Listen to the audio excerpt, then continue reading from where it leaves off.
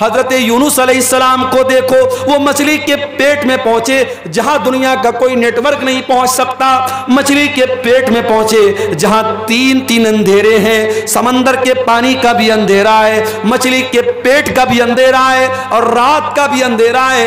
تین اندھیروں میں حضرت یونس نے اللہ کو پکارا، فنادا فی الظلمات اللہ الہ الا انت سبحانک انی کنت من الظالمین۔ حضرت یونس علیہ السلام نے مچھلی کے پیٹ میں اللہ کو پکارا، کہا اے اللہ تیرے سوا میرا کوئی معبود نہیں ہے، کوئی مشکل کشا نہیں ہے، اے اللہ اس مچھلی کے پیٹ میں اگر میری فریاد کو سن سکتا ہے تو تو سن سکتا ہے۔ فنادا فی الظلمات، انہوں نے تین اندھیروں میں پکارا، لا الہ الا انت، اے اللہ تیرے سوا میرا کوئی معبود نہیں ہے، سبحانک تو پاک ہے، انی کنت من الظالمین، اے اللہ میں ظالم ہوں۔ قرآن کہتا ہے فاستجبنا له ونجيناه من الغم، ہم نے یونس کی دعا کو سن لیا اور ہم نے یونس کو غم سے نکال دیا۔ اور اے مومنو اگر تم بھی اللہ سے اسی اخلاص کے ساتھ، اسی توحید کے ساتھ دعا کرو گے، وَكَذَلِكَ نُنْجِي الْمُؤْمِنِينَ، ہم تمہاری دعا کو بھی سنیں گے۔ میرے پیارے ساتھیوں، اخلاص اپنے اندر پیدا کرو، توحید اپنے اندر پیدا کرو۔ آج مسلمان اس توحید سے دور ہے، آج بزرگوں کی قبروں پر مسلمان سر جھکا رہا ہے، آج مزاروں اور قبروں پر عورتیں جا کر کے اپنے ایمان اور اپنی عصمت کا سودا کر رہی ہیں۔ وہ میری پیاری ماں بہنوں، ہمیشہ اپنی توحید کی حفاظت کرنا، مر جانا، کٹ جانا، جل جانا، اپنی توحید سے کبھی کوئی سمجھوتا نہ کرنا، اللہ کے سوا کسی اور کے آگے کبھی ہاتھ نہ پھیلانا، اللہ کے سوا کسی اور کی بڑائی کبھی نہ بیان کرنا، اپنے ایمان اور توحید پر قائم رہنا، اس کے بغیر آپ سماج کی اصلاح نہیں کر سکتے۔ اور آگے بڑھیے، سماج کی اصلاح کرنا ہے ہمیں، اور آپ کو ایک کام اور بھی کرنا پڑے گا۔ مسلمان نوجوان آج پیسہ کمانے کی اندھی دوڑ میں بھاگ رہا ہے، کوئی جوا کے ذریعے پیسہ کما رہا ہے، کوئی سٹے بازی کے ذریعے پیسہ کما رہا ہے، کوئی بیاج کے ذریعے پیسہ کما رہا ہے۔ اسی بہار کے بعض علاقوں میں مجھے لوگوں نے بتایا کہ جن مسلمانوں کے پاس ڈھیر سارا پیسہ ہے وہ اپنے ہی مسلمان بھائی کو بیاج پر قرضہ دے رہے ہیں۔ اے مسلمان، تجھے معلوم نہیں کہ تیری شریعت میں اس بیاج کو کتنا بڑا گناہ قرار دیا گیا ہے؟ اللہ کے نبی نے فرمایا کہ سود کے بیاج کے 70 سے زیادہ دروازے ہیں، جس میں سب سے ہلکا دروازہ یہ ہے، سب سے ہلکا درجہ یہ ہے این کی ہر رجل امہ، کہ انسان اپنی سگی ماں کے ساتھ زنا کرے۔ اپنی سگی ماں کے ساتھ زنا کرنا جتنا بڑا پاپ ہے، جتنا بڑا گناہ ہے، اس سے بھی بڑا گناہ بیاج کی رقم کھانا ہے۔ اسلام میں بیاج کے لیے کوئی جگہ نہیں ہے، اور آج مسلمان بیاج کھا رہا ہے۔ کوئی بینک سے ملنے والا انٹرسٹ کھا رہا ہے، کوئی ایف ڈی کرا کے کھا رہا ہے، کوئی اپنے ہی مسلمان بھائی کو بیاج پر قرضہ دے کے بیاج کھا رہا ہے۔ میرے پیارے ساتھیو، یہ بیاج کی رقم تیرے گھر میں آئے گی، تیری نیکیوں کو برباد کر دے گی، تیرے گھر کے چین کو برباد کر دے گی، تیرے سکون کو برباد کر دے گی۔ اللہ کے نبی فرماتے ہیں، او لوگو کان کھول کر کے سن لو، جس جسم کی پرورش حرام کمائی سے ہو جائے، فالنار اولا بہی، وہ جسم جہنم کی آگ میں ڈالا جائے گا۔ اللہ کے نبی فرماتے ہیں ان اللہ طیب لا یقبل الا طیبا، اللہ پاک ہے اور پاک چیزوں کو قبول کرتا ہے، اللہ ناپاک چیزوں کو قبول نہیں کرتا ہے۔ پھر اللہ کے نبی فرماتے ہیں او لوگو، اللہ قرآن میں ایمان والوں کو بھی یہی حکم دیتا ہے، یا ایھا الذین آمنوا کلوا مما فی الارض حلالا طیبا، اے ایمان والو زمین کے اندر جو حلال چیزیں وہ کھایا کرو۔ اور اللہ اپنے رسولوں سے کہتا ہے یا ایھا الرسل کلوا من الطیبات واعملوا صالحا، اے میرے پیغمبرو، اے میرے رسولو، پاک چیزوں کو کھایا کرو، حلال چیزوں کو کھایا کرو۔ رسولوں کو بھی اللہ نے حلال کھانے کا حکم دیا اور ایمان والوں کو بھی اللہ نے حلال کھانے کا حکم دیا۔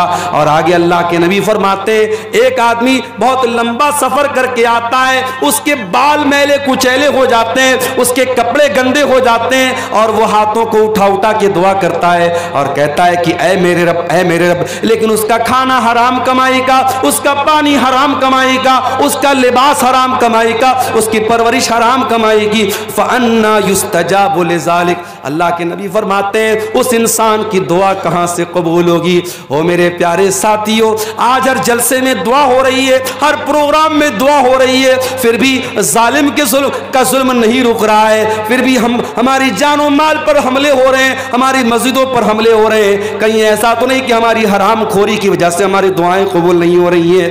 او لوگوں، اپنی کمائیوں کو حلال کر لو، جب تک کمائی حلال نہ ہوگی تب تک اللہ تعالیٰ دعاؤں کو قبول نہیں کرے گا۔ سود کھا رہا ہے مسلمان، بیاج کھا رہا ہے مسلمان۔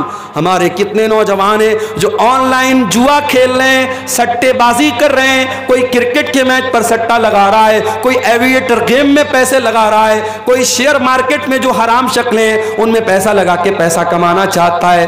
وہ لوگوں، حلال طریقے سے کروڑوں کما لو، حرام طریقے سے 10 روپیہ بھی نہ کمانا، حرام کمائی آپ کی نیکیوں کو برباد کر دے گی۔ اور آگے بڑھیے، سماج کی اصلاح اگر کرنی ہے، اپنی عورتوں کی بھی اصلاح کرنا بہت ضروری ہے۔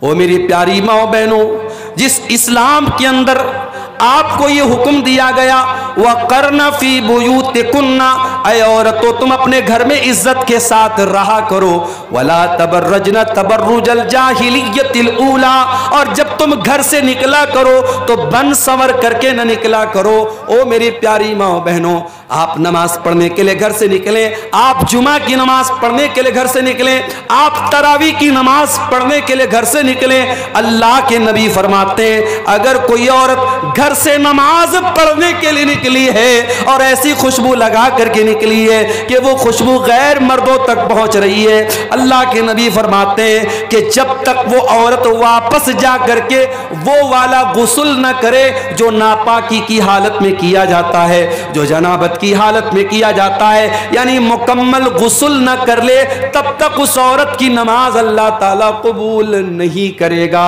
میری پیاری ماں بہنوں، جو اسلام آپ کو نماز پڑھنے کے لیے خوشبو لگا کر آنے کی اجازت نہیں دیتا، وہ کسی میلے ٹھیلے میں جانے کے لیے، کسی بازار میں جانے کے لیے، کسی جگہ گھومنے پھرنے کے لیے اپنے آپ کو سجا سوار کر کے، اور آج جب سے کورونا کا دور آیا ہم نے اسی کٹیہار اور سیمانچل اور ارریہ کے علاقے میں دیکھا کہ پہلے جو لڑکیاں پورا نقاب لگایا کرتی تھی، جو پہلے لڑکیاں پورا حجاب لگایا کرتی تھی، اب حجاب کو تو چھوڑ دیا گیا، اب بہت کرتی ہیں تو کیا کرتی ہیں، کپڑا تو وہی نارمل پہنے ہوئے ہیں، وہی نارمل کپڑا پہنے ہوئے ہیں، بس چہرے کے اوپر ایک ماسک لگا لیا اور ماسک کو سمجھ لیا کہ یہ پردے کا الٹرنیٹ ہو گیا۔ میری پیاری ماں بہنوں، یہ ماسک لگا کر کے آپ نے اپنے پردے کا جنازہ تو خود نکال دیا ہے۔ او میری پیاری بہنوں، اپنی خوبصورتی کو دنیا کے سامنے نمایاں نہ کرو، تمہیں اللہ تعالیٰ نے پردے میں رہنے کا حکم دیا ہے۔ اللہ کہتا ہے اے نبی اپنی بیٹیوں سے کہہ دو، اے نبی اپنی بیویوں سے کہہ دو، اے نبی تمام مسلمان عورتوں سے کہہ دو کہ جب وہ اپنے گھر سے نکلا کرے یدنین علیہن من جلابیبہن، وہ اپنے اوپر چادر ڈال لیا کرے، وہ اپنے اوپر پلو ڈال لیا کرے، وہ اپنے اوپر نقاب ڈال لیا کریں، ذالک ادنا ان یعرفن فلا یؤذین، یہ زیادہ بہتر ہے کہ اس سے ان کو پہچان لیا جائے گا۔ اچھا آج کیا ہوتا ہے، مدرسے میں پڑھنے والی لڑکی ہے تو وہ نقاب میں رہے گی، اسکول میں پڑھنے والی لڑکی ہے تو وہ کیا کرے گی، ماسک لگا کے گھومے گی یا ماسک بھی نہیں لگائے گی۔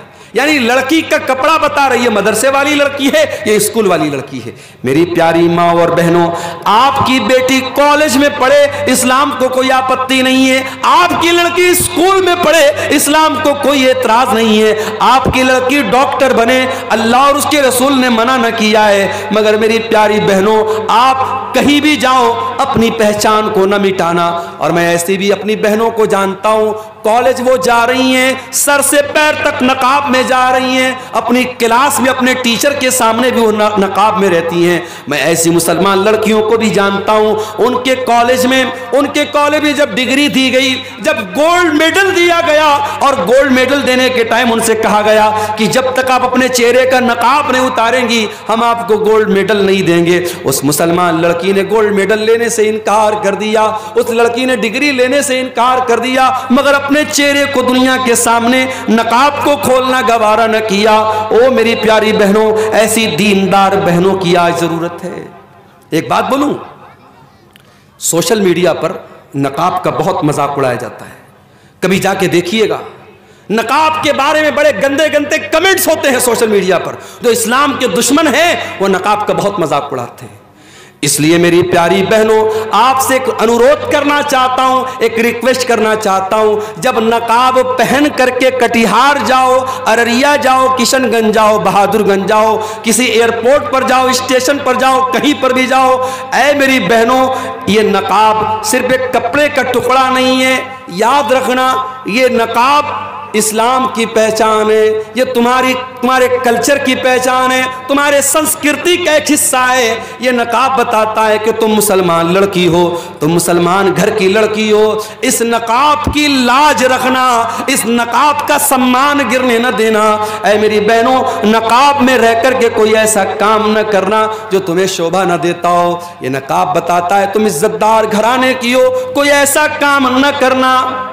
देखिए, जब हम ब्लैक कपड़ा पहनते हैं, ब्लैक कपड़े पर कहीं कोई दाग लग गया मालूम नहीं होता है, लेकिन जब व्हाइट कपड़ा पहनते हैं, व्हाइट पर हल्का सा धब्बा भी लगेगा, दूर से नजर आएगा अब्दुल गफ्फार साहब आपके कुर्ते पर दाग लगा हुआ है। एक हल्का सा धब्बा भी व्हाइट कपड़े पर पहचान लिया जाता है। जो औरत नकाब नहीं पहनती है, जो पर्दा नहीं करती है, वो क्या पहन रही है, कहां जा रही है, दुनिया नोटिस नहीं करेगी।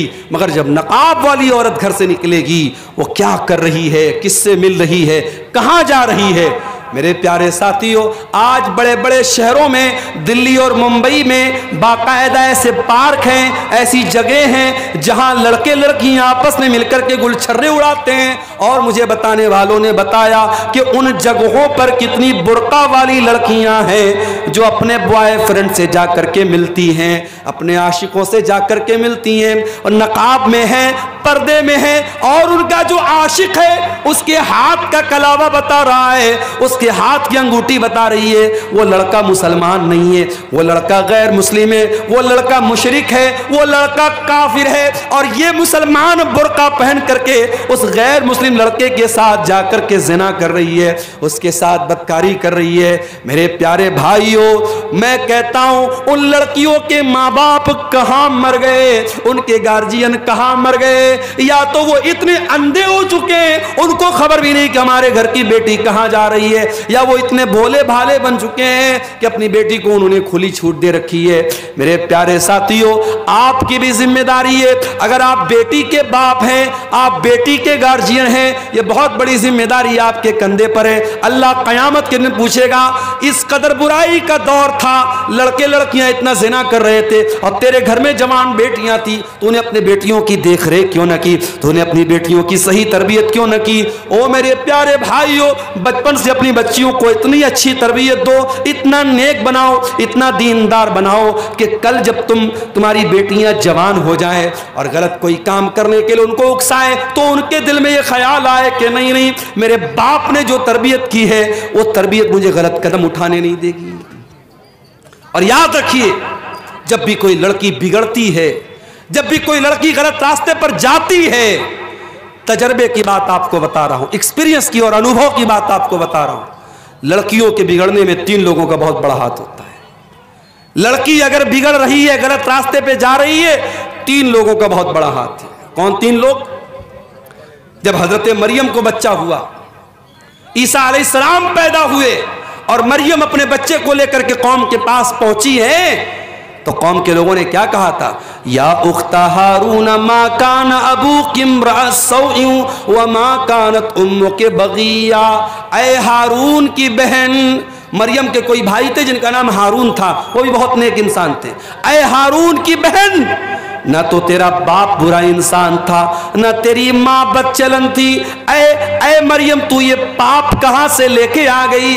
उलमा ने लिखा है, पता ये चला कि अगर लड़की का भाई अच्छा हो, लड़की की माँ अच्छी हो और लड़की का बाप अच्छा हो, तो लड़की के बिगड़ने के चांसेस बहुत कम होते हैं। अगर लड़कियां बहक रही हैं اس کا مطلب یہ ہوا کہ بھائی گڑبڑ ہے یا ماں گڑبڑ ہے یا باپ گڑبڑ ہے. یہ تین رشتے بہت اہمیت رکھتے ہیں. جس گھر میں لڑکوں کے تعلقات لڑکیوں کے ساتھ ہوں اور جس گھر میں بہن یہ دیکھتی ہو میرا بھائی راتوں میں لڑکیوں سے بات کرتا ہے اور لڑکیوں کے ساتھ گھومتا پھرتا ہے, اس گھر کی لڑکیاں بھی وہ کام کرنے میں ہچکیں گی نہیں میرے پیارے ساتھیوں. اس لیے لڑکیوں پر چوڑی ٹائٹ کرنے سے پہلے اپنے گھر کے لڑکوں پر بھی چوڑی ٹائٹ کرو اور ان کی بھی نگرانی کرو اور ان کو بھی غلط کام سے روکو. اور یاد رکھو زناکاری وہ راستہ ہے جس پر سے چل کے دوسرے لوگ ہمارے گھر تک آ سکتے ہیں. اللہ نے اسی لیے زناکاری کو راستہ قرار دیا ہے. اللہ نے فرمایا وَلَا تَقْرَبُوا الزِّنَا, اے ایمان والو تم زنا کے قریب بھی نہ جانا, اِنَّهُ كَانَ فَاحِشَةً, یہ بہت گندا کام ہے, وَسَاءَ سَبِيلًا, اور یہ بہت برا راستہ ہے. اسی راستے پر چل کر کے کوئی تمہارے گھر کی دہلیز تک بھی آئے گا, کوئی تمہارے گھر کی بہو بیٹی تک بھی آئے گا. اس لیے زناکاری سے اپنے گھر کو بچاؤ. تو نوجوانوں اور عورتوں سے میں کہنا چاہوں گا کہ سماج کے بگڑنے اور بنانے میں آپ کا بہت بڑا کردار ہے. اس کردار کو میری بہنوں میرے بھائیوں ہمیں اور آپ کو سمجھنے کی ضرورت ہے. اب ایک آخری چیز بیان کر کے ہم بات ختم کریں گے. سردیوں کا موسم ہے, بہت دیر تک آپ کو بٹھانا مناسب نہیں ہے. سماج کی اصلاح اگر ہمیں اور آپ کو کرنی ہے میرے پیارے ساتھیوں, ایک کام ہم کو اور کرنا پڑے گا. آپ جانتے ہیں اسی بہار میں اسکولوں اور مدرسوں میں مجھے بھائیوں نے بتایا کہ بڑی سختی ہو گئی ہے. پہلے ٹیچر آتے تھے, کتنے بجے آئے کتنے بجے گئے کوئی خبر نہیں ہوتی تھی. اب ایپ آ گیا. اب باقاعدہ ایپ پر ٹیچر اسکول میں آیا اس کو حاضری لگانا ہے, اسکول سے نکلا اس کو حاضری لگانا ہے. اگر ٹیچر اسکول کے باہر کہیں دوسری جگہ سے حاضری لگائے گا ایپ بتا دے گا کہ ٹیچر صاحب اسکول میں نہیں ہیں. اب ظاہر ہے کہ سختی بڑھ گئی. اب سختی بڑھ گئی تو اب ٹیچر کو وہاں رہنا پڑے گا. اور اگر کوئی ٹیچر بغیر چھٹی لیے اسکول نہیں آیا تو پھر آگے سے ادھیکاری کا فون آتا ہے کہ فلاں ٹیچر کیوں نہیں آیا. اتنی سختی ہے تو سارے ٹیچر ٹائم سے آ رہے ہیں, سارے ٹیچر ٹائم سے جا رہے ہیں. جب سختی ہوتی ہے یا یہ کہہ لیجئے کہ جب یہ احساس ہوتا ہے کہ ہمیں اوپر والے کو جواب دینا پڑے گا, انسان آٹومیٹک ڈسپلن میں آ جاتا ہے. میرے پیارے ساتھیوں, ہم سے اوپر اور سب سے اوپر ایک ذات ہے اور وہ اللہ کی ذات ہے, اور وہ ہر منٹ ہر پل ہر لمحہ ہم کو دیکھ رہی ہے. دنیا والے ہماری ریکارڈنگ کریں یا نہ کریں, اللہ تبارک و تعالی ہمارے ایک ایک عمل کو ریکارڈ کر رہا ہے. اور اللہ کی ریکارڈنگ کا سسٹم اتنا مضبوط ہے کہ اللہ کی ریکارڈنگ کا کیمرہ کبھی آف ہونے والا نہیں ہے, وہ 24/7 آن ہے. اللہ کے فرشتے ہر لمحہ ریکارڈ کر رہے ہیں. اللہ قرآن میں کہتا ہے وَإِنَّ عَلَيْكُمْ لَحَافِظِينَ كِرَامًا كَاتِبِينَ يَعْلَمُونَ مَا تَفْعَلُونَ, اے میرے بندو تمہارے اعمال کو ہمارے فرشتے ریکارڈ کر رہے ہیں, تمہاری ایک ایک حرکت کو وہ نوٹ کر رہے ہیں, ایک ایک چیز کو وہ نوٹ کر رہے ہیں. اور اللہ تبارک و تعالیٰ خود ہمارے ایک ایک عمل کو دیکھ رہا ہے. ان ربک لبالمرصاد, اللہ نگرانی کر رہا ہے. اللہ تبارک و تعالیٰ تمہارے ایک ایک حرکت پر اللہ کی نظر ہے. اور جب تم راستہ چلتے ہو, جب تم راستے میں جاتے ہو, تمہاری آنکھیں کہاں جا رہی ہیں, تم کیا دیکھ رہے ہو, کیا بول رہے ہو, اللہ تعالیٰ تمہاری آنکھوں کے اشارے کو بھی جانتا ہے. یعلم خائنۃ الاعین وما تخفی الصدور, اللہ تعالیٰ تمہاری آنکھوں کی چوری کو بھی جانتا ہے اور تمہارے دل میں کیا چھپا اللہ وہ بھی جانتا ہے. اس لیے میرے پیارے ساتھیوں, اگر اللہ کے سامنے کھڑے ہونے کا ڈر نہیں پیدا ہوگا, اللہ کے سامنے جواب دینے کا ڈر پیدا نہیں ہوگا, یہ کرپشن نہیں رک سکتا, یہ بھرشٹاچار نہیں رک سکتا, یہ برائی نہیں رک سکتی. آج بہار میں BPSC کی پریچھا ہوئی اور اس کے بعد پیپر لیک ہونے کی خبر آئی. آج پٹنہ میں تمام اسٹوڈنٹ دھرنے پر بیٹھے ہوئے. کیوں یہ ہو رہا ہے؟ یہ بار بار پریچھائیں کیوں لیک ہو رہی ہیں, یہ بھرشٹاچار کیوں ہو رہا ہے؟ کیونکہ 4 پیسوں کے لیے آج انسان لالچ میں پڑ جاتا ہے اور یہ نہیں سوچتا ہے کہ میرے اس بھرشٹاچار سے لاکھوں اسٹوڈنٹس کا اور لاکھوں لوگوں کے مستقبل کا جو ہے اس کے اوپر سوالیہ نشان لگ سکتا ہے. میرے پیارے ساتھیوں, اگر بھرشٹاچار کو روکنا ہے, اگر کرپشن کو روکنا ہے, اگر چوری کو روکنا ہے, اگر گنڈا گردی کو روکنا ہے, اگر حرام خوری کو روکنا ہے, تو ہمیں اور آپ کو اپنے دل میں آخرت کا ڈر اور اللہ کے سامنے جواب دہی کا ڈر ہمیں اپنے اندر پیدا کرنے کی ضرورت ہے. میرے پیارے ساتھیوں, یہ پروگرام اس علاقے کے ایک مدرسے کا پروگرام ہو رہا ہے، میں آپ سے یہ بھی اپیل کروں گا کہ اس طریقے کے پروگرام جب ہوتے ہیں اور آپ سے بار بار یہ اپیل کی جاتی ہے کہ آپ اس ادارے کو چندہ دیں، دان دیں، تعاون کریں، تو آپ یہ مت سمجھیے کہ ہماری جیب ڈھیلی کرنے کے لیے کہا جا رہا ہے، بلکہ یہ بھی آپ کو ایک طریقے سے موقع دیا جا رہا ہے کہ آؤ اپنے نام اعمال میں کچھ نیکیوں کو بڑھا لو، اپنی آخرت کی کچھ تیاری کر لو، اپنے آپ کو جہنم کی آگ سے بچا لو۔ اللہ کے نبی فرماتے ہیں اتقوا النار ولو بشق تمرہ، جہنم کی آگ سے اپنے آپ کو بچاؤ، اللہ کی راہ میں ایک کھجور کا ٹکڑا دے کر کے بھی اگر تم جہنم کی آگ سے اپنے آپ کو بچا سکتے ہو تو بچا لو۔ میرے پیارے ساتھیوں، اس طریقے کے پروگرام جہاں اداروں کے تعاون کے لیے آپ کو بلایا جائے، آپ اس کو ایک فارمیلٹی کا حصہ نہ سمجھیں، ایک اوپچارکتا نہ سمجھیں، بلکہ آپ یہ سمجھیں کہ ہماری آخرت کو بنانے کے لیے یہ پروگرام کیا جا رہا ہے۔ اور میرے پیارے ساتھیوں، آخر میں میں یہی کہوں گا کہ ہم سب جب تک اپنے اندر آخرت کا ڈر پیدا نہیں کریں گے، اللہ کے سامنے جواب دہی کا احساس ہم پیدا نہیں کریں گے، حالات نہیں بدل سکتے ہیں، سماج نہیں سدھر سکتا ہے۔ اللہ تعالی ہم سب کو اس کی توفیق عطا فرمائے۔ یہ ایک دو سوالات آئے ہیں، ان کا جواب دے کے ہم بات ختم کرتے ہیں۔ قبرستان کی زمین میں جنازے کی نماز ہوگی یا نہیں؟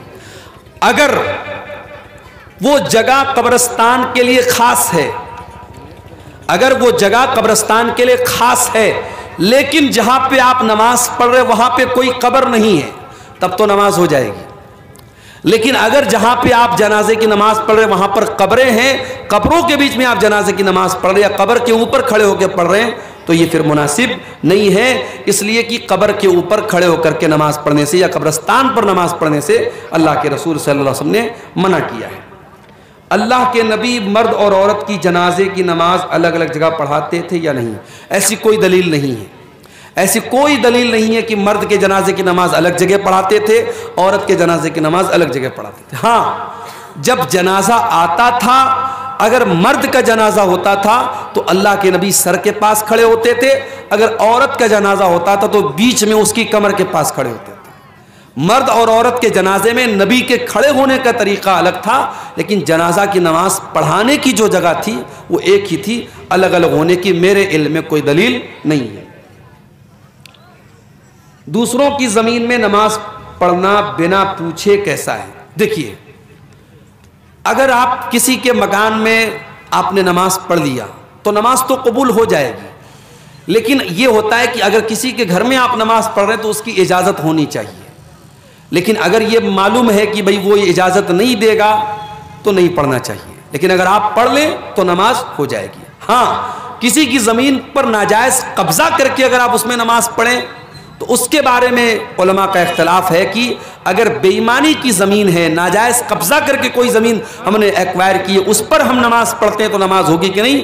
تو بہت سارے علماء کا کہنا ہے کہ نماز تو ہو جائے گی مگر گناہ ہو، انسان گنہگار ہوگا کیونکہ وہ زمین ناجائز ہے، اور بہت سارے علماء کا کہنا ہے کہ نماز نہیں ہوگی۔ تو وہ ایک اختلافی مسئلہ ہے، لیکن بہرحال کسی دوسرے کی زمین پر آپ بغیر پوچھے بھی نماز پڑھ سکتے ہیں، لیکن پوچھ کے پڑھا جائے تو زیادہ بہتر ہے۔ قسطوں پر کچھ بھی خریدنا کیسا ہے؟ بہت اہم سوال ہے۔ آج کے زمانے میں قسطوں پر بہت ساری چیزیں خریدی جا رہی ہیں۔ ایک سامان 10,000 روپے کا ہے، مان لیجئے کہ موبائل 10,000 روپے کا ہے، آپ نے قسط پر خریدا، موبائل والے نے کہا کہ ہم یہ 12,000 کا آپ کو دیں گے۔ اب 2,000 روپیہ وہ زیادہ لے رہا ہے اور وہ صاف بتا رہا ہے کہ آپ کیش لیں گے تو ہم 10,000 کا دیں گے اور قسطوں میں لیں گے، ادھار لیں گے تو 12,000 کا دیں گے، تو یہ جائز ہے، اس میں کوئی حرج کی بات نہیں ہے۔ لیکن آج ہمارے یہاں جتنے بھی قسطوں پر سامان لیا اور دیا جاتا ہے یہ بینک کے تھرو لیا جاتا ہے، دکاندار آپ کو نہیں دیتا ہے، وہ بجاج فائننس کے ذریعے، HDFC کے ذریعے یا کسی بینک کے ذریعے لون پاس کرتا ہے اور وہ بینک سے پورا پیسہ لے لیتا ہے، بینک آپ کو قرضہ دے رہا ہے، اور جب بینک آپ کو قرضہ دے رہا ہے تو بینک سے آپ نے سامان نہیں خریدا ہے، بینک سے آپ نے قرضہ لیا ہے، اور قرضے میں آپ جب بینک کو پروفٹ دے رہے ہیں تو بات یاد رکھیے کہ قرضے پر پروفٹ لینا بھی حرام ہے اور پروفٹ دینا بھی حرام ہے۔ اس کو بہت صاف طریقے سے سمجھ لیجئے۔ سامان میں ادھار کی اور نقد کی قیمت الگ ہو سکتی ہے، لیکن آپ کسی سے قرضہ لیں گے تو اس میں اگر کم زیادہ رہے گا تو وہ گناہ کا کام ہے. اور آج جتنی بھی فائنینس کی اسکیم ہے سب بینک کے تھرو ہوتی ہے, اور وہ دکاندار بینک سے پورا پیسہ لیتا ہے اور بینک آپ کو ادھار دے رہا ہے. تو اس لیے یہ شکل صحیح نہیں ہے, یہ جائز نہیں ہے. دوسری بات یہ کہ بعض انٹرسٹ کہتے ہیں 0% انٹرسٹ, کہتے ہیں صاحب جتنے کا سامان اتنا ہی پیسہ آپ کو دینا ہے, ایکسٹرا نہیں دینا ہے, مگر اس میں کچھ ڈھکے چھپے کچھ خرچے رہتے ہیں. جیسے پروسیسنگ چارج رہتا ہے, 10,000 کا آپ موبائل لیں گے 1,000 روپیہ پروسیسنگ چارج لگے گا. اس کے بعد اگر آپ نے مہینے کی پہلی تاریخ کو EMI پے نہیں کی, 1 دن گزر گیا فوراً 100 روپیہ پینالٹی لگ جائے گی, 10 دن گزر گیا 1,000 روپیہ پینالٹی لگ جائے گی. تو یہ جو پینالٹی لگ رہی ہے یہ بھی سود کی ایک شکل ہے, جائز نہیں ہے. اس لیے ہمارے یہاں جو فائنینس کا جو سسٹم ہے یہ بہت ہی خطرناک ہے شریعت کے اعتبار سے, اور اس میں سود کی شکل موجود ہے. ہمیں اور آپ کو اس کو اوائڈ ہی کرنا چاہیے, اس سے پرہیز ہی کرنا چاہیے. یہ بالکل بھی مناسب نہیں ہے, کیونکہ سود کا لینا بھی حرام ہے اور سود کا دینا بھی حرام ہے. عورت کو نوکری کرنا چاہیے یا نہیں, سرکاری ہو یا غیر سرکاری؟ عورت نوکری کر سکتی ہے, شرط یہ ہے کہ وہ پردے میں رہ کے نوکری کرے اور اس کی نوکری میں غیر مردوں کے ساتھ انٹریکشن اس کا نہ ہو. اگر اس کو غیر مردوں کے سامنے جا کے کھڑے ہونا پڑ رہا ہے, ان کے ساتھ تنہائی اختیار کرنا پڑ رہا ہے, غیر مردوں کے ساتھ اکیلے میں ملنا پڑ رہا ہے, تو پھر ایسی نوکری عورت کو نہیں کرنا چاہیے. اس لیے کہ جب کوئی عورت کسی غیر مرد کے ساتھ تنہائی میں ملے گی تو اللہ کے نبی فرماتے تیسرا وہاں شیطان ہوگا اور وہ شیطان اپنا کام کرے گا. آج بہت سارے آفیسز میں عورتیں کام کرتی ہیں سیکریٹری کے طور پہ, اور باس کی نوکری کرتی ہیں, اور اس کے بعد بہت سارے ان کے ساتھ معاملات پیش آتے ہیں. تو شریعت میں اگر پردے کے ساتھ اور عزت اور شرافت کے ساتھ اگر کوئی نوکری عورت کو مل رہی ہے تو وہ کر سکتی ہے. لیکن یہ بھی یاد رکھیے کہ نوکری کرنا یہ عورت کا کام نہیں ہے, عورت کی ڈیوٹی نہیں ہے. کما کر کے لانا مرد کی ڈیوٹی ہے. اگر مرد کی کمائی سے گھر چل رہا ہے, سکون کی روزی آ رہی ہے, تو اسی پر اکتفا کیا جائے, بلا وجہ عورت سے نوکری نہ کرا جائے. لیکن اگر عزت کے ساتھ اور پردے کے ساتھ عورت نوکری کرنا چاہے تو کر سکتی ہے, کوئی حرج کی بات نہیں ہے. ٹھیکے پر زمین لینا اور سالانہ کچھ کیا لکھا ہے, کٹوتی کرنا. کیا مطلب ہے ٹھیکے پر زمین لینے کا, کیا مطلب ہے؟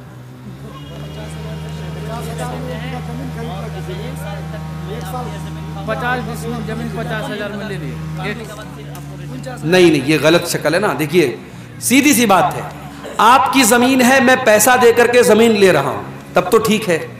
اب میں نے آپ کو پیسہ دیا اور آپ نے مجھے زمین دیا, اب 1 سال تک میں آپ کی زمین سے فائدہ اٹھاؤں اور آپ میرے پیسے سے فائدہ اٹھائیں, تو یہ شکل بھی سود کی شکل ہے. اس کا مطلب یہ ہوا کہ آپ نے مجھ کو جو زمین دی اور میں نے آپ کو 1 لاکھ روپیہ دیا, تو 1 لاکھ میں نے ادھار دیا آپ کو, اور ادھار کا بینیفٹ کیا اٹھایا جا رہا ہے کہ زمین لی جا رہی ہے. تو ادھار پیسے پر کسی بھی طریقے کا بینیفٹ لینا صحیح نہیں ہے. آپ زمین کا اگر لین دین کر رہے ہیں, ایک ہوتا ہے کہ ایڈوانس دے دیا, 1 لاکھ روپیہ ہم نے ایڈوانس دے دیا, 1 سال میں ہم پورا پیسہ ادا کریں, وہ ایک الگ شکل ہو گئی. لیکن اگر کسی کو زمین ہم نے پیسہ اس سے زمین لے لی اور 1 سال تک ہم نے فائدہ اٹھایا اور اس کے بعد پیسہ واپس کر دیا, زمین والے نے زمین واپس کر لی, تو پھر یہ شکل صحیح نہیں ہے. باقی مزید اس کی جو شکلیں ہیں وہ آپ اپنے علاقائی علماء سے سمجھ لیں تو زیادہ بہتر ہے. پتی پتنی آپس میں ملاقات کے دوران کسی پرکار کے, جو بہت مشہور چیز ہے ہمارے یہاں, میں نام نہیں پڑھ رہا ہوں اس کا, سوالات کا, کیونکہ بچے وغیرہ بھی بیٹھے ہیں, میاں بیوی کی ملاقات کے پہلے حمل کو روکنے کے لیے جو طریقے استعمال ہوتے ہیں, 2-3 شکلیں ہمارے یہاں زیادہ رائج ہیں. جیسے وہ خواتین گولی وغیرہ لیتی ہیں یا مرد حضرات کچھ چیزوں کو استعمال کرتے ہیں. تو سوال پوچھا گیا کہ اس کو استعمال کرنا کیسا ہے. تو دیکھیے اب ظاہر ہے کہ اللہ کے رسول کے دور میں یا صحابہ کے دور میں تو یہ چیزیں نہیں تھیں, لیکن اس دور میں بھی پریگنینسی نہ ہو, حمل نہ ہو, اس کے لیے کچھ طریقے اپنائے جاتے تھے. ایک طریقہ تھا عزل کا طریقہ. تو عزل کا جو طریقہ تھا اس میں یہ تھا کہ مرد جو ہوتا تھا وہ یعنی یہ نوبت ہی نہ پیدا ہو کہ پریگننسی کا کوئی معاملہ پیش آئے, وہ ایسا طریقہ اپناتا تھا. تو اللہ کے نبی صلی اللہ علیہ وسلم نے اس کو حرام قرار, آپ نے کہا بچو تو بہتر ہے, لیکن آپ نے حرام قرار نہیں دیا. تو اسی لیے علماء کا یہ کہنا ہے کہ اگر اس طریقے کی احتیاطی تدابیر اگر استعمال کی جائیں، اور وہ بھی اس وجہ سے کہ بھی بچہ چھوٹا ہے، اگلا بچہ اگر پیدا ہوگا تو اس بچے کے دودھ وغیرہ پینے پر یا اس کی پرورش پر مسئلہ آئے گا، تو اس سوچ کے ساتھ اگر وہ ان چیزوں کو استعمال کرتا ہے تو اس کی گنجائش بنتی ہے۔ لیکن ہاں، صرف اس ڈر سے کہ پیدا ہو جائے گا تو ہم کہاں سے کھلائیں گے، یا کوئی ایسا طریقہ اپنانا کہ پرماننٹ حمل نہ ہو، یا نسبندی کرا لینا، یا اس طریقے کا کوئی آپریشن کرا لینا کہ آئندہ اولاد نہ ہو بنا کسی مجبوری کے، تو یہ ٹھیک نہیں ہے، یہ مناسب نہیں ہے۔ یا اسی طریقے سے اگر حمل ٹھہر گیا، حمل کے ٹھہرنے کے بعد کوئی دوا کھلا کر کے حمل کو ضائع کرنا، یہ ساری شکلیں حرام ہیں، ان سب سے ہمیں پرہیز کرنا چاہیے اور بچنا چاہیے۔ جب علماء جہیز لیتے ہیں تو عام آدمی کو کیوں منع کرتے ہیں؟ بہت اچھا سوال ہے۔ علماء اگر جہیز لیتے ہیں تو کیا وہ عام آدمی کو منع نہیں کر سکتے؟ اگر عالم کا کام تقریر کرنا ہے، بیان کرنا ہے، اور جب وہ شادی کا مسئلہ بیان کرے گا تو کیا اس وجہ سے کہ اس نے کبھی جہیز لیا تھا کیا وہ اس کو جائز قرار دے نہیں؟ دیکھیے، جو چیز غلط ہے عالم کے کرنے سے وہ صحیح نہیں ہو جائے گی، اور آپ اللہ تعالیٰ کے یہ جواب نہیں دے سکتے کہ وہ ہمارے محلے کے تو مولانا صاحب کرتے تھے۔ مولانا صاحب کے کوئی کام کرنے سے وہ کام صحیح نہیں ہو جائے گا۔ صحیح اور غلط کا معیار قرآن اور حدیث ہے، صحیح اور غلط کا معیار دلیل ہے۔ اگر دلیل کی روشنی میں جہیز لینا غلط ہے، جہیز کا لین دین غلط ہے تو غلط ہے۔ اگر عالم نے لیا ہے، عالم اللہ تعالیٰ کیا اس کا حساب دے گا۔ اب سوال یہ کہ عالم کیوں منع کرتے ہیں؟ تو آپ کیا چاہتے ہیں کہ ایک تو اس نے لیا ہے، ایک غلط کام کیا، آپ منع بھی نہ کرے، دوسرا غلط کام کرے؟ تو ڈبل غلط کام اس سے مت کروائیے۔ اگر کوئی لے رہا ہے، دے رہا ہے تو وہ غلط ہے، اور اس کے لینے دینے کی وجہ سے وہ صحیح نہیں ہو جائے گا۔ مولانا صاحب، اگر ہم لڑکیاں رخصت کی حالت میں رہتے ہیں تو قرآن امپارہ چھو کر پڑھ سکتے ہیں؟ تو نہیں، تو دوسری کتاب میں وہی صورت اور آیت رہتی تو اس کو کیوں چھوتے ہیں؟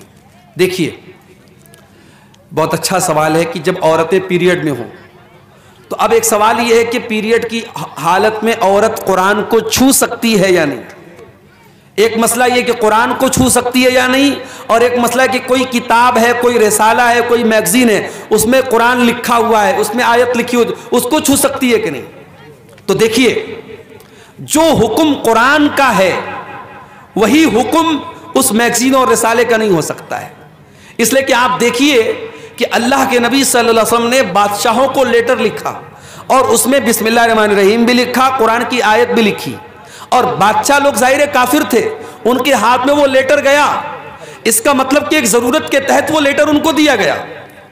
تو عورت اگر قرآن کو چھو رہی ہے اور کسی کتاب کو چھو رہی ہے، دونوں برابر نہیں ہے، ایک بات۔ دوسری بات یہ کہ پیریڈ کی حالت میں عورت اگر دستانے کے ذریعے یا دوپٹے کے ذریعے قرآن کو چھوئے تو بہتر ہے، ڈائریکٹ نہ چھوئے۔ لیکن اگر موبائل وغیرہ میں قرآن پڑھنا چاہے تو پڑھ سکتی ہے، یا بغیر چھوئے پڑھنا چاہے تو پڑھ سکتی ہے۔ کوئی عورت قرآن کی حافظہ ہے، اگر پیریڈ میں وہ قرآن پڑھ رہی، کوئی حرج کی بات نہیں، پڑھنا منع نہیں ہے۔ چھونے کے بارے میں بعض حدیثیں ایسی ہیں کہ چھونا صحیح نہیں ہے، تو چھونے کے لیے وہ دوپٹہ یا دستانہ وغیرہ استعمال کرے، اور تو رسالہ اور جو میگزین وغیرہ ہے اس کو پڑھ سکتی ہے، اس میں کوئی حرج کی بات نہیں، اس کا حکم وہ نہیں ہے جو قرآن کا حکم ہے۔ مولانا صاحب، کیا ہم لوگ گوبر سے گھر پوچھ سکتے ہیں؟ دیکھیے، گوبر ایک گندگی کی چیز ہے، گوبر ایک گندگی کی چیز ہے، اور اسی لیے حدیث میں گوبر سے استنجا کرنے سے منع کیا گیا ہے۔ گوبر کے بارے میں کچھ حدیثوں میں یہ بھی آیا ہے کہ وہ جنات کی خوراک ہے، تو اس لیے اس کو گھر وغیرہ میں اس کو پوچھنے وغیرہ میں استعمال کرنا مناسب تو نہیں معلوم ہوتا ہے، لیکن ہم اس کو حرام اور ناجائز تو نہیں کہہ سکتے۔ اس کے بارے میں بھی آپ اپنے علاقائی علماء سے جو ان حالات کو زیادہ بہتر سمجھتے ہیں ان سے آپ رابطہ کریں تو زیادہ بہتر ہے۔ واللہ اعلم بالصواب۔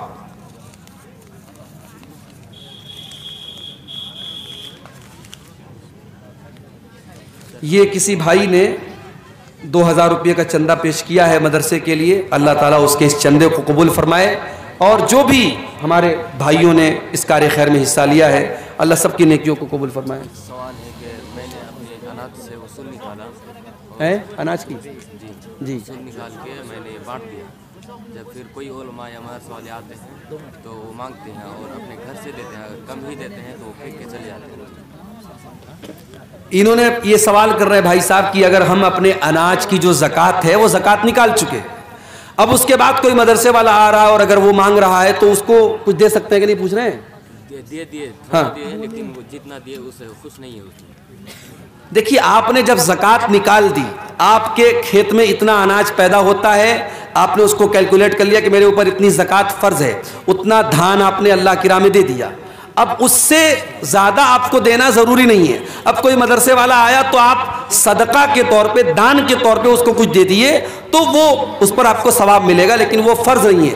فرض اتنا ہی ہے جتنا آپ کے اوپر زکوٰۃ بنتی ہے، لیکن وہ پھینک کے چلے جاتے ہیں، نہیں لیتے ہوتے۔ دیکھیں یہ ایک سوال بہت اچھا سوال آیا ہے، بہت ہی اہم سوال ہے اس دور کا، کہ مولانا صاحب کیا لڑکا لڑکی پیار کر سکتے ہیں یا نہیں؟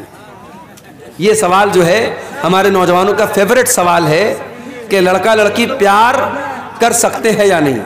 تو بھائی لڑکا لڑکی بالکل پیار کر سکتے ہیں، لائسنس حاصل کرنے کے بعد پیار کر سکتے ہیں، اور وہ لائسنس ہے نکاح کا۔ نکاح کے پہلے پیار اسلام میں نہیں ہے، ٹھیک ہے؟ اگر بائی چانس اگر کسی لڑکی کی ابھی ہمارے یہاں بے پردگی کا دور ہے، اسلام میں تو بے پردگی جائز نہیں ہے، تو اس بے پردگی کے دور میں کسی لڑکی پر نظر پڑ گئی اور اس لڑکی کی خوبصورتی پر کسی لڑکے کا دل آ گیا، تو اب وہ کیا کرے؟ ہمارے یہاں طریقہ کیا ہے؟ موبائل نمبر حاصل کرے، چیٹنگ کرے، باتیں کرے، یہی ہوتا ہے، ہو رہا ہے۔ اسلام کا طریقہ یہ ہے کہ اگر کسی لڑکی کے بارے میں آپ کو پتہ لگا کہ وہ لڑکی خوبصورت ہے یا اچھی ہے، دیندار ہے، تو آپ پراپر چینل اپنائیے، صحیح طریقہ اپنائیے، آپ لڑکی کے ماں باپ کے پاس نکاح کا پیغام بھیجیے۔ اگر وہ نکاح کا پیغام ایکسیپٹ کر لیتے ہیں، آپ نکاح کر لیجئے، نکاح کے بعد خوب پیار کیجئے۔ لیکن یہ جو ہو رہا ہے کہ صاحب کپڑا بدلنے کی طرح پیار ہو رہا ہے، صاحب صبح کو کسی اور کے ساتھ اور شام کو کسی اور کے ساتھ، آج بریک اپ ہوا کل پیچ اپ ہوا، یہ جو نئی جنریشن میں ہو رہا ہے یہ بالکل بے حیائی ہے اور یہ حرام کاری ہے۔ اللہ ہمارے نوجوانوں کی اس سے حفاظت کرے۔ نکاح کے بعد محبت جو ہے وہ اصل محبت ہے اور اس کی اسلام میں اجازت ہے۔ غیر مسلم کے تہوار میں چندہ دے سکتے ہیں کہ نہیں؟ غیر مسلم کے تہوار میں چندہ دے سکتے ہیں یا نہیں؟ دیکھیے غیر مسلموں کے جو بھی تہوار ہوتے ہیں، ظاہر ہے کہ وہ شرک کا تہوار ہوتا ہے، اور شرک کے تہوار میں ہمیں سپورٹ تو نہیں کرنا چاہیے۔ لیکن اگر ہم کسی ایسے علاقے میں رہتے ہیں جہاں سب لوگ مل جل کر کے رہتے ہیں اور وہاں اگر ہم نے چندہ نہیں دیا تو فتنہ فساد پیدا ہو سکتا ہے، مسائل پیدا ہو سکتے ہیں، تو صرف ان کے شر سے بچنے کے لیے، کسی سپورٹ کے طور پہ نہیں، یا یہ سوچ کر کے نہیں کہ ہم ایگری ہیں ان کے شرک سے یا ان کے شرک میں ہم شامل ہو رہے ہیں، صرف ان کے شر سے بچنے کے لیے اگر کچھ رقم دے دی جائے تو اس کی گنجائش بنتی ہے، وہ جائز ہے۔ لیکن بعض مسلمان کیا کرتے ہیں؟ باقاعدہ شامل ہوتے ہیں اور ان کے پورے تہوار میں ہر طریقے سے سپورٹ کرتے ہیں، تو وہ مناسب بات نہیں ہے۔ انسانیت اپنی جگہ ہے اور توحید اپنی جگہ ہے، ایمان اپنی جگہ ہے، ہمیں کسی بھی شرک کے کام میں سپورٹ نہیں کرنا چاہیے۔ واللہ عالم بالصواب۔ نہیں کریں گے بھائی، کنجوس لوگ ہیں، کرنا ہوتا تو کر دیے ہوتے اب تک ہیں۔ اب یہ لوگ بول رہے ہیں کہ شیخ مصافحہ کر کے نوجوانوں سے کہیے جائیں، ارے جس کو مصافحہ کرنا ہو تو آ کے کر لیتا نا۔ اب اتنے آپ لوگ ناسمجھ تو نہیں ہیں، جلسے کے والے بیچارے وہ تو یہی چاہیں گے کہ بھئی چندہ ہمارا زیادہ زیادہ ہو۔ تو آپ حضرات سے میں گزارش کر سکتا ہوں، اپیل کر سکتا ہوں، اب مجھے بنگلہ زبان میں وہ نظمیں گا گا کے چندہ کرنا تو آتا نہیں ہے کہ میں وہ نظمیں گاؤں اور آپ سے چندہ کرواؤں۔ بہرحال گزارش کرتا ہوں کہ آپ حضرات ادارے کا یہ مجھے بتایا، یہاں کے لوگوں نے کافی پرانا ادارہ ہے۔